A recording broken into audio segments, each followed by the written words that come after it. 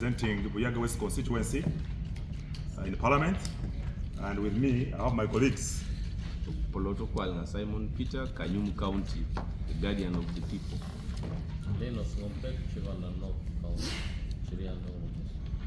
Thank you, colleagues. I'm happy to be here. We're happy to be here, and we thank you for creating time for us. Number one, as we speak now, we have already given notice to the clerk that on the 7th I intend to move a motion seeking Parliament leave to introduce a private members bill for the amendment of the Administration of Parliaments Act. And we have several reasons why we would want the Administration of Parliament Act to be amended. Given the fact that we are in a multi-party political dispensation, right from 2006, the Constitution was amended under Article 82A to provide for the office of the Leader of Opposition. And the Constitution provided that Parliament shall prescribe the mode how the Leader of Opposition will be chosen and how the Leader of Opposition will cease to be the Leader of Opposition. Consequently, Parliament went ahead in 2006 and amended the Administration of Parliaments Act to provide for the office of the Leader of Opposition. Under Section 8, as you're aware, it provides how a Leader of Opposition is appointed or is chosen.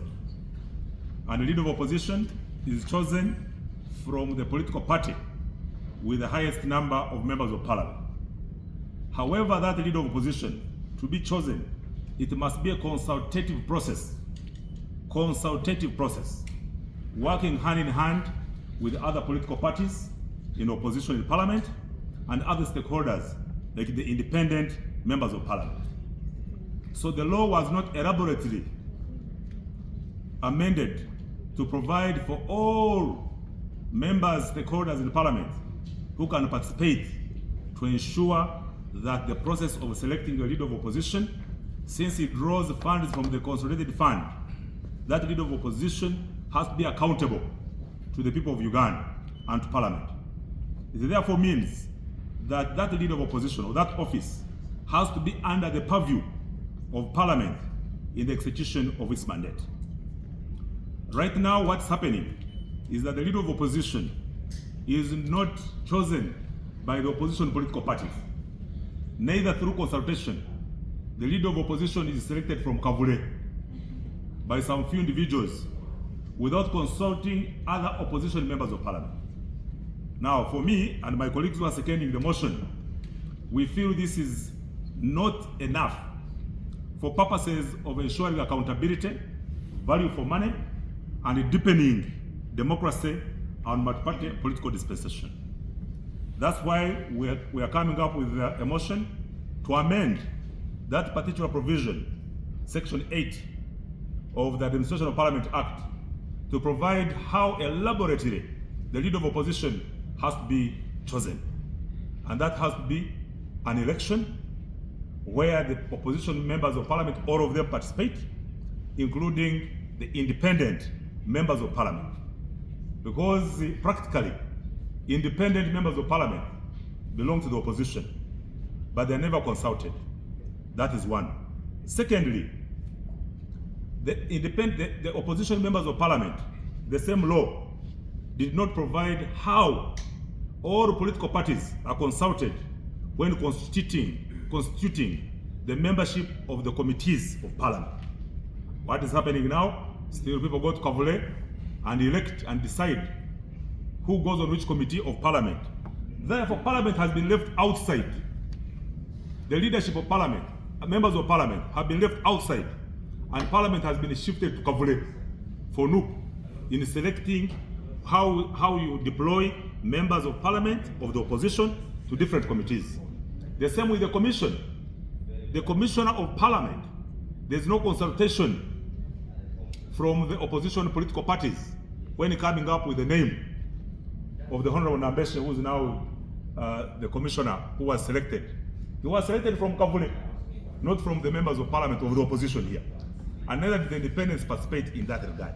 Thirdly, when you're looking at the leadership of the committees, there is no consultation again with the opposition political parties when coming up with the leadership of the committees of parliament. You're going to find a very senior person like Honorable Deke, who does not belong to NUP, when they have made her a deputy chairperson of a committee, and a new person who has no parliamentary experience from NUP has been made a chairperson of a committee. So we feel that that is really not helping Ugandans and providing value for money. So the amendment is touching those particular provisions in terms of how the leader of opposition is appointed. Number two, the functions of the opposition parties regarding the composition of committees. And number three, the participation of political parties and independents in coming up with the leadership of the committees of parliament. That's what we call accountability and value for money. The second aspect of this bill is touching on the removal of the leader of opposition. Ladies and gentlemen, as you're aware, the leader of opposition of that office has a budget of about 4 billion Uganda shillings. That money is drawn from the consolidated fund. Therefore, there must be an oversight by parliament in as far as how that money is spent, whether there's value for money or not. Therefore, the office of the leader of opposition must be in purview of accountability and oversight by members of parliament. So what happens if that member fails to execute his mandate as leader of opposition? The current law has a lacuna. Parliament, the people who elected him, the opposition members of parliament, who selected this particular leader of opposition, cannot remove that member from being a leader of opposition. What happens?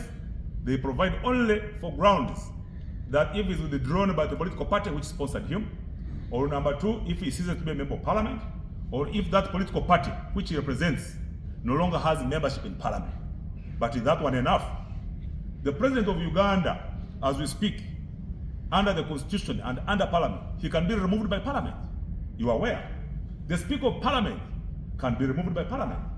The deputy speaker can be removed by parliament. Cabinet ministers can be removed by parliament. Even members of parliament can cease to be members of parliament under the law if they fail to attend specific number of plenaries. What about the leader of opposition who is at the level, because the law provides that he's the level of cabinet, he's like the government chief whip. What happens to that leader of opposition if he misuses the government money, if he conducts himself in a way that gives disrepute to the country and parliament? Who holds that person accountable? That's why we're coming with an amendment again on section 8 to introduce new grounds how a leader of opposition can cease to be the leader of opposition. And those other grounds are one, incompetence and misconduct. And how is it removed? By the same people who elected him. They are the one, because that is now opposition. The same people who give you mandate are the same people who have the capacity to remove you.